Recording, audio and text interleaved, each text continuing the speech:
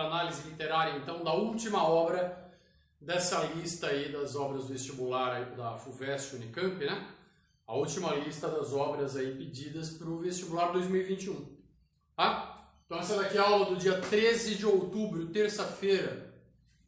E a obra é 9 Noites, do Bernardo Carvalho. Bom, é o seguinte, essa análise aqui eu vou fazer ao longo de 3 aulas, porque eu não quero falar muito rápido, para poder explicar melhor, tá? Não é um livro tão complicado assim, mas a construção dele é bastante diferente. Tem componentes bastante inusitados na composição desse livro aí, e é isso que torna uma obra diferenciada e interessante, o que pode ser explorado na hora da prova, nas questões da prova. Tá? Então, por isso eu vou fazer essa análise aqui ao longo de 3 aulas e não de 2, tá? Para não precisar sair correndo com nada, para não ter que espremer nada.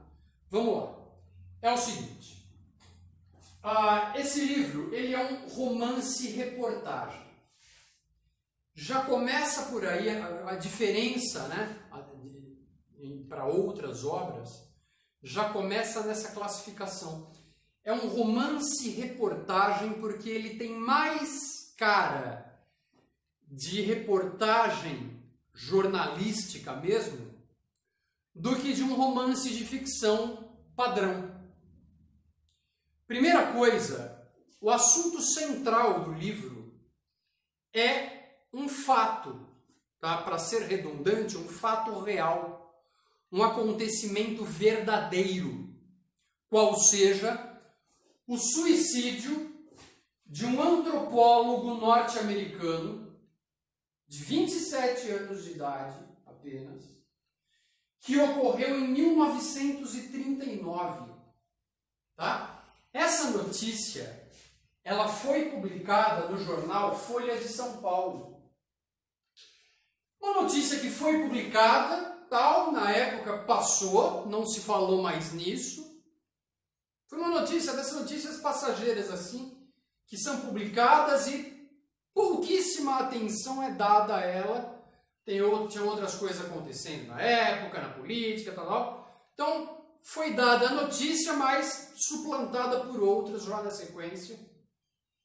Mas olha só, o norte-americano de 27 anos, jovem, comete suicídio na floresta brasileira, um antropólogo. Ele foi enviado dos Estados Unidos para o Brasil para fazer um estudo sobre os índios brasileiros. E ele passa 5 meses morando no Brasil, tá? E durante esses 5 meses de estadia, ele faz amizade com uma outra pessoa, que é um engenheiro, que também está lá na floresta, no Xingu, chamado Manuel Perna. E durante esses 5 meses, ele chega, conhece o Manuel Perna, eles travam conhecimento, cumprimento e tal, ficam amigos, e ao longo desses 5 meses, esses 2 caras se encontram 9 vezes, durante 9 noites, e daí o nome do livro, 9 Noites. Então, dentro de um período de 5 meses no Brasil, o americano Buell Quinn, de 27 anos, durante esses 5 meses ele se encontra em 9 ocasiões diferentes com o engenheiro Manuel Perna. E é esse engenheiro Manuel Perna que vai ser a base para a narrativa. E ele vai ser um dos 2 narradores da história. Outra inovação. Você tem 2 pessoas contando essa história. Então é um livro que tem várias coisas diferentes aí que são trazidas à baila e que podem ser exploradas na prova. E isso também não é só... Isso é o que torna o livro interessante, entre outras coisas que eu vou tentar explicar.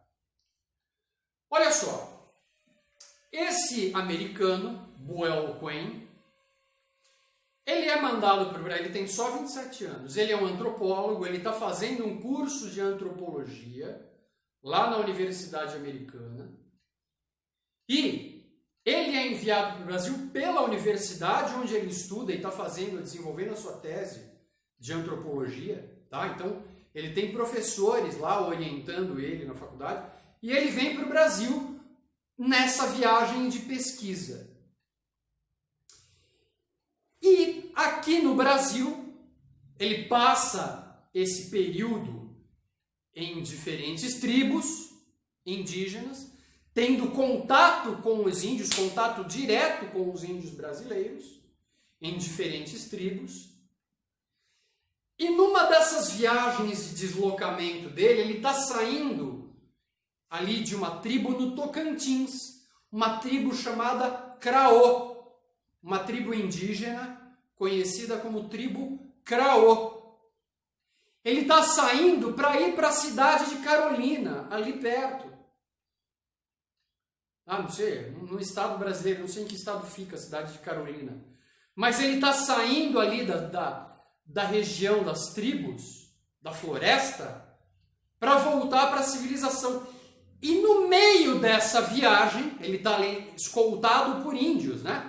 Tem ali índios levando ele lá pelo meio da floresta para levar ele, para entregar ele na cidade de Carolina ali.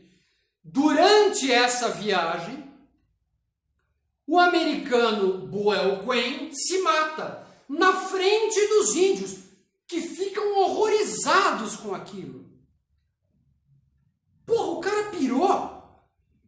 Como é que ele se matou? Ele se retalhou inteiro e se enforcou. Olha a brutalidade do suicídio que o cara comete. O americano comete na frente dos índios. Os índios ficam apavorados com aquilo. Porra, o que aconteceu com o cara, mano? Por que ele fez isso? E assim, por que ele fez isso? Não se sabe. É uma investigação, a história toda do Bernardo Carvalho é uma investigação dos motivos desse suicídio. Então você tem ali especulações, né?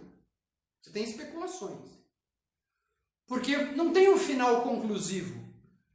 Não se chega a uma conclusão de por que o americano se matou. E por que uma morte tão brutal. Mas, e isso é uma mensagem que muitos dos leitores da atualidade, lacradores, não gostam, é que ele fez isso por conta de uma opressão psicológica que ele sentiu por parte dos índios. Veja bem, ele tem contato com índios reais, e o índio real não é aquele índio romântico, bonzinho, né, do livro Guarani, um índio todo atencioso. Não, é um índio bruto, é um índio selvagem, que não age como uma pessoa branca das civilizações brancas, da cidade grande dos brancos, não. Ele tem uma outra razão na vida, uma outra maneira de ver o mundo. É uma outra condução da vida diferente do branco, da cidade, do branco urbano. E em face dessa diferença, pode ser que esse americano tenha se sentido acuado. Porque assim, não ficam explicações. Existem uma série de cartas reais, né? Que aí o autor vai pesquisar, vai buscar cartas que o americano escreveu lá para sua orientadora na faculdade americana, cartas que ele escreveu para o pai dele, cartas que ele escreveu para o delegado, para um delegado, eu tenho o nome do delegado aí, o delegado... Cadê o nome? Eu tenho o nome do delegado aqui.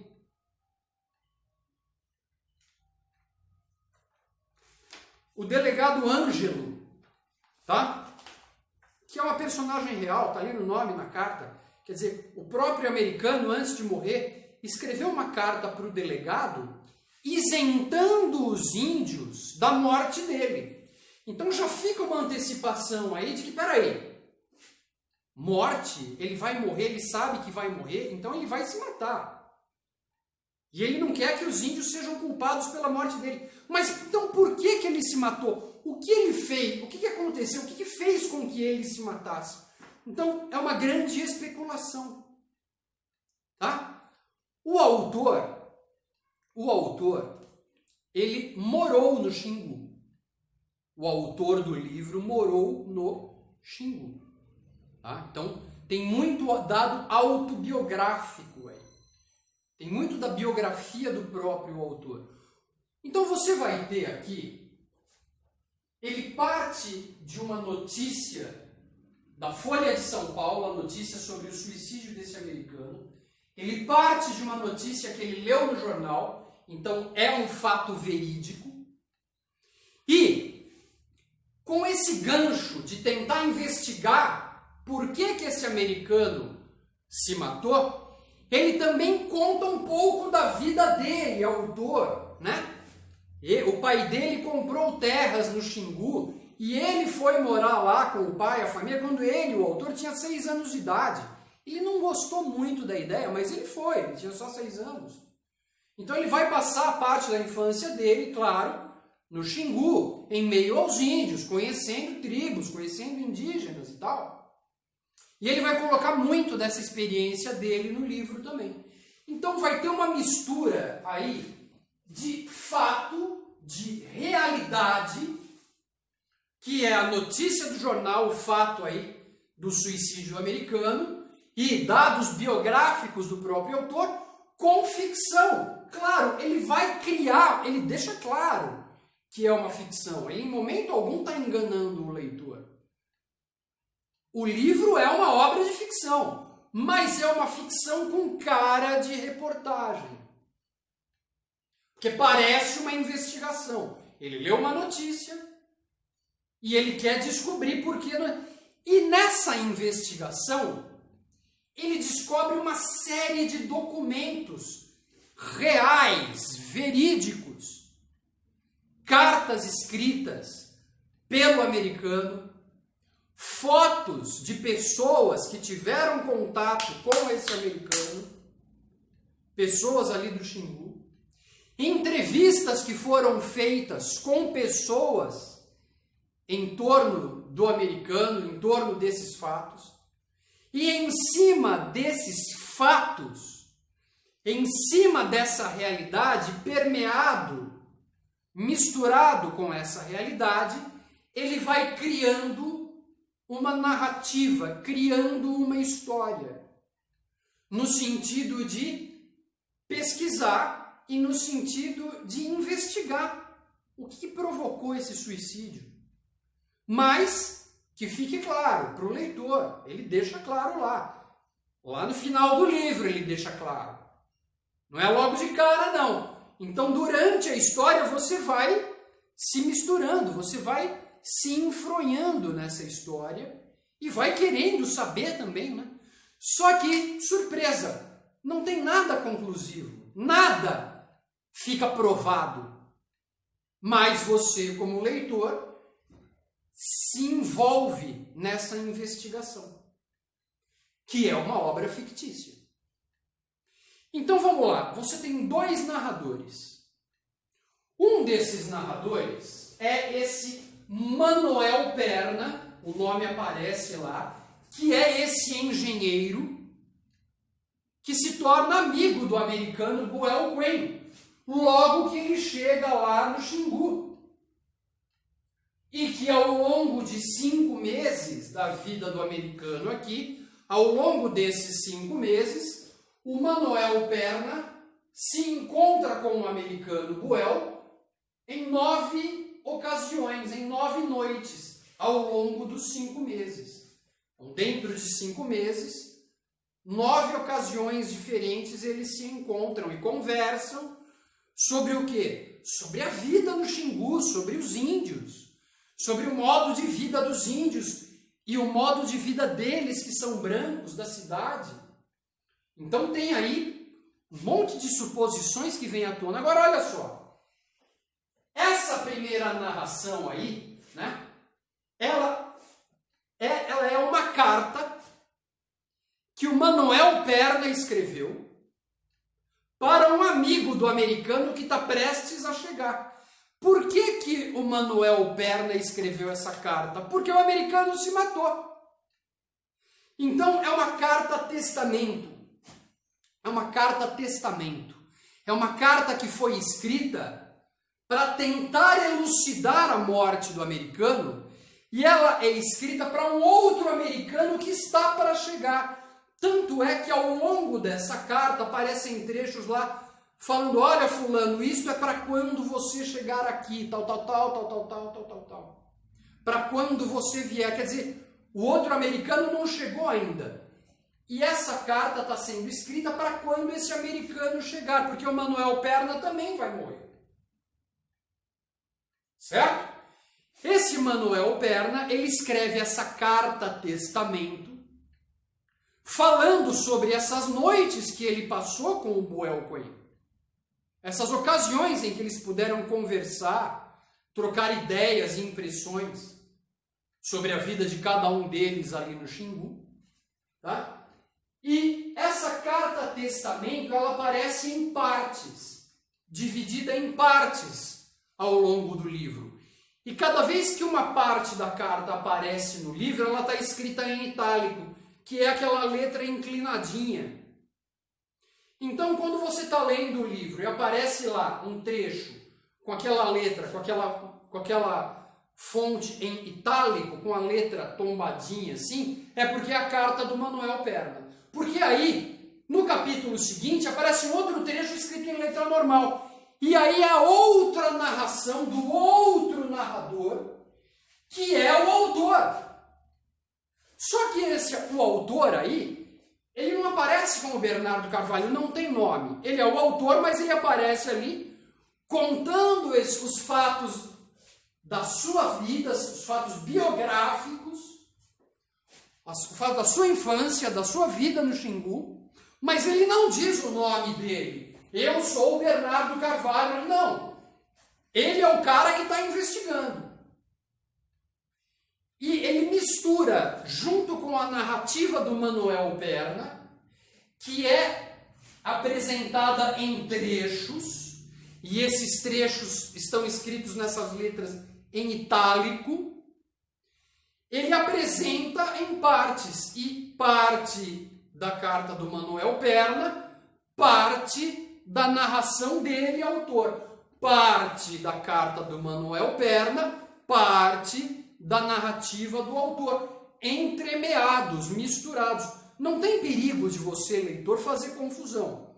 Porque você está vendo, a letra é tombadinha, é em itálico, então isso é a carta do Manuel Perna.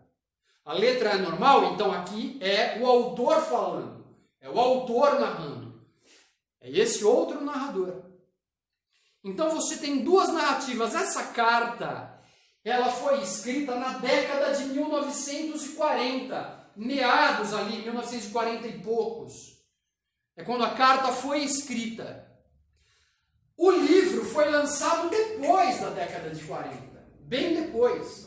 Então você tem a primeira narrativa, que é a do Manuel Perna, lá na década de 40, que é tirado dessa carta que ele escreveu, e aparece sempre em letra em itálico, misturado com trechos que foram escritos bem depois da carta que o Manuel Perna escreveu lá, no passado.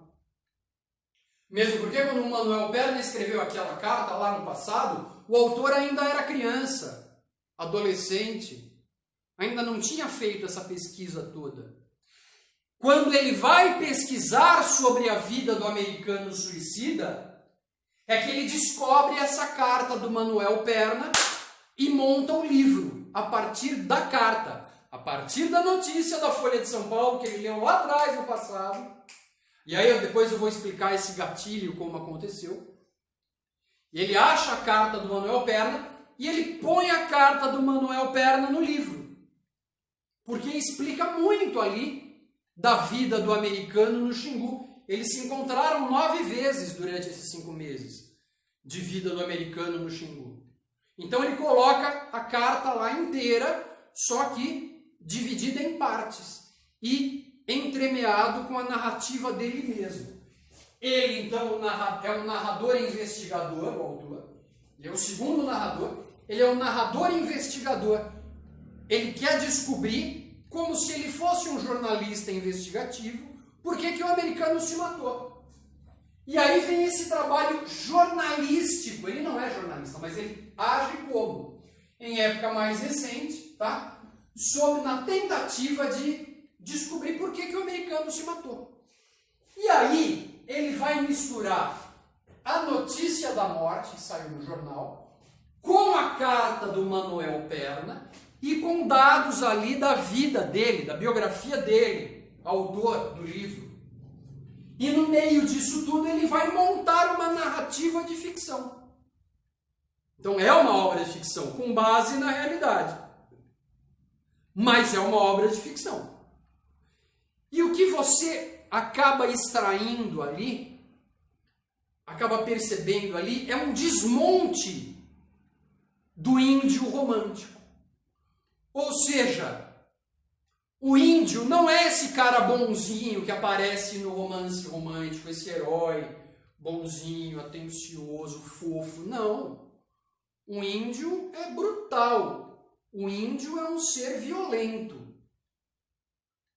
E pode ser que essa violência psicológica do índio em cima de um branco, jovem, colocado ali, de repente, no meio deles ali, pode ser que esse branco tenha se sentido intimidado em algum momento, ou em alguns momentos, e isso acaba levando ao suicídio dele. Ou, sei lá, alguma percepção de injustiça social.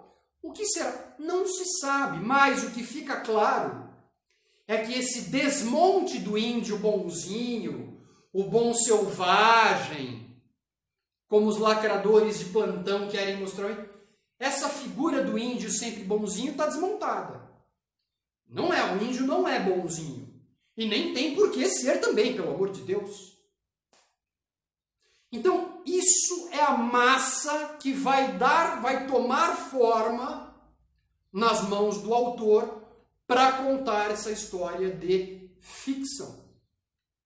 Segura aí que eu já vou continuar.